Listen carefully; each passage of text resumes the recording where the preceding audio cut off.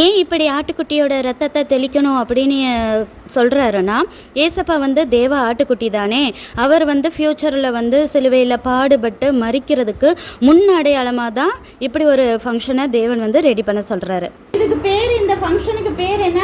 பஸ்கா. சொல்லுங்க, பஸ்கா அப்படின்னு சொல்றத ஆசரிக்க சொல்றாரு.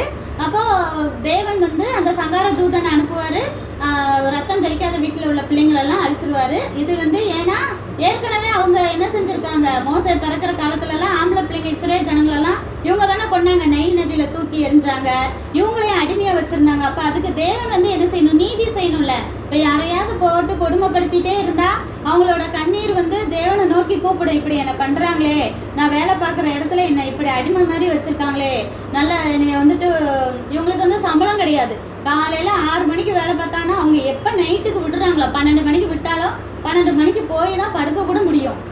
நடுவுல சாப்பிட்றதுக்கு மட்டும்தான், மற்ற எதுக்கும் டைமும் தர மாட்டாங்க, ஒன்றும் தர மாட்டாங்க. வருஷத்துக்கு ஒரு 4 ட்ரெஸ் முடிஞ்சா தருவாங்க, அந்த ட்ரெஸ்ஸை தான் அவங்க உடுத்திக்கணும்.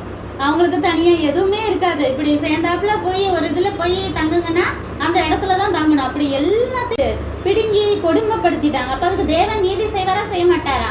அதான் அவரோட பிள்ளைங்களை இது பண்ணதுக்காக. அதனாலதான் எகிப்து பிள்ளைங்களெல்லாம் அழிச்சு நீதி செய்யணுங்கிறதான் தேவனோட விருப்பம்.